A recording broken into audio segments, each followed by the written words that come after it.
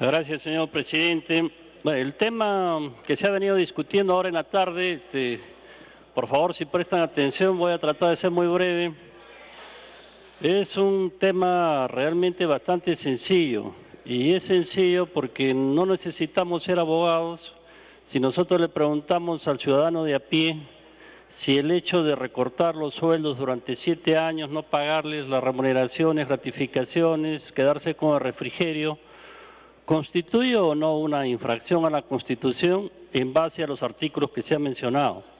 Aquí hay un tema que tenemos que tenerlo bien claro, y es importante tener presente que en este caso los fundamentos de hecho y de derecho son diferentes a los que han sido materia digamos, de los delitos penales, de la concusión.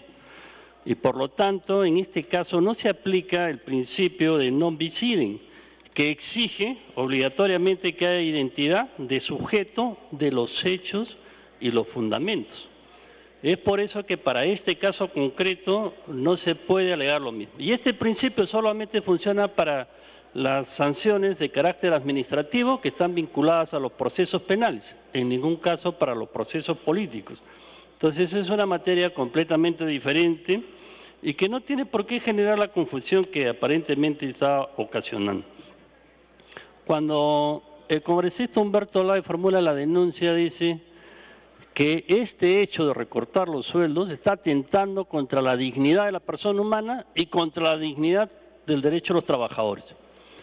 Necesitamos nosotros una ley de desarrollo constitucional para que nos explique qué es la dignidad. Necesitamos nosotros una ley que nos diga qué tipos de gravedad, si son leves, medianas o graves o muy graves, para que se afecte la dignidad de la persona humana. La Constitución política del Estado requiere de una ley de desarrollo constitucional para cada uno de los artículos para que pueda tener vigencia, para que pueda tener eficacia. No, señor presidente, y eso lo ha establecido el propio el Tribunal Constitucional. Existe un principio constitucional de la fuerza normativa de la Constitución, y la Constitución por sí, ante sí, tiene plena vigencia y plena eficacia. Esos son temas que hay que tenerlos bien presentes, pero adicionalmente a ello, ya el Tribunal Constitucional se había pronunciado en forma expresa de que para las infracciones políticas o infracciones constitucionales, el Congreso de la República puede aplicar las sanciones políticas de suspensión, destitución e inhabilitación, siempre y cuando proceda aplicando los criterios de razonabilidad y proporcionalidad. Se ha comentado acá, se ha comentado en el año 2006. Entonces, se viene comentando aquí un tema que es bastante sencillo, que es la sentencia Tineo Cabrera. La sentencia Tineo Cabrera es una sentencia que no tiene relación para este caso, y la razón es bien sencilla. En la sentencia Tineo Cabrera se declaró improcedente la demanda respecto de 4 fundamentos. Respecto de todos los demás fundamentos se declara infundada la demanda. Y curiosamente dice que se notifique la sentencia a la Presidencia del Poder Judicial y también al Congreso de la República, que no fue parte en el proceso. Es decir, el Tribunal Constitucional dice que no existe ningún organismo dentro del Estado que esté exento del debido proceso. Y sin embargo, el Tribunal Constitucional no respeta el debido proceso. ¿Cómo puede ser posible que se expida una sentencia donde se quiera modificar el reglamento del Congreso cuando nunca fue citado el Congreso justamente por el juicio político que es la infracción constitucional?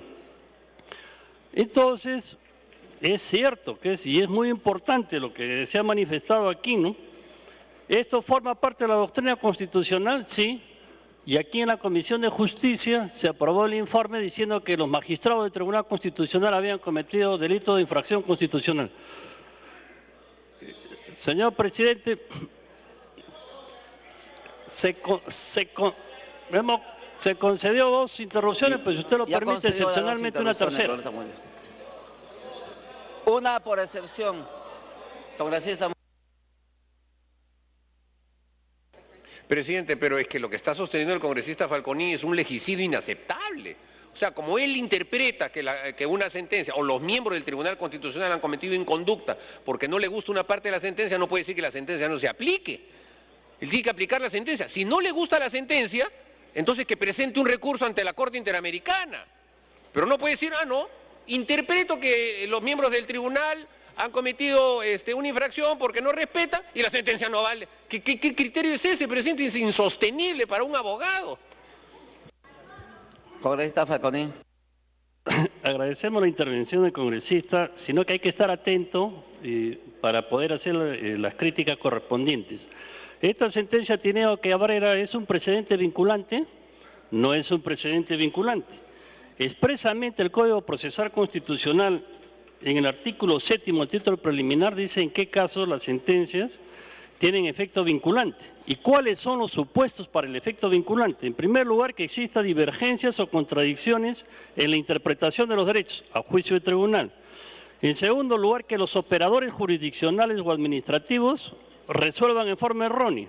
En tercer lugar, que el tribunal estime que puede proscribir la aplicación de futuros supuestos porque pueden afectar la interpretación y finalmente cuando decida cambiar el precedente vinculante como se conoce del overruling. ¿Cuáles son las condiciones del uso del precedente? Que haya existencia de la relación entre caso y precedente vinculante. En el caso Tineo Cabrera no hay ninguna relación entre el caso y precedente vinculante, o sea, porque no constituye. Pero es más, en el caso Tineo Cabrera no se expresa en ninguna de las partes de que la sentencia tenga efectos vinculantes, quiere decir que no es vinculante. No resuelve el fondo de la controversia planteada en base a los fundamentos desarrollados, por lo tanto no cumple con la relación entre caso y precedente. Y finalmente el Tribunal Constitucional ha publicado la relación de todos los precedentes vinculantes, que son 42 sentencias.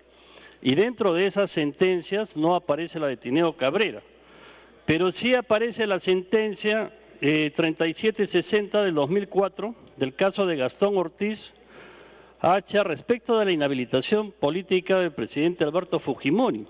Esta sí es vinculante y aquí sí dice de que el Congreso de la República puede imponer sanciones políticas por las infracciones constitucionales que se puedan haber cometido y en este caso desarrolla la inhabilitación política.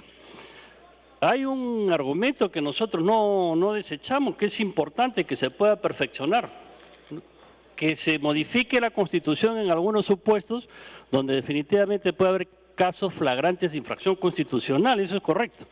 Pero en el mundo no existe un código de infracciones constitucionales.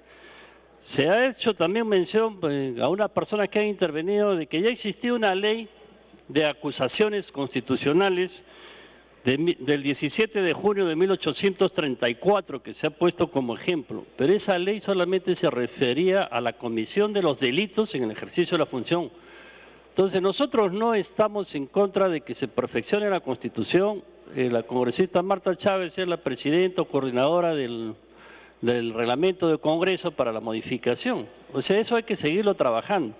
Pero en este caso concreto, si nosotros preguntamos a cualquier ciudadano del país si ha habido o no infracción constitucional, o sea, si esa infracción constitucional merece una sanción, la sanción es de carácter político. ¿Y qué implica eso?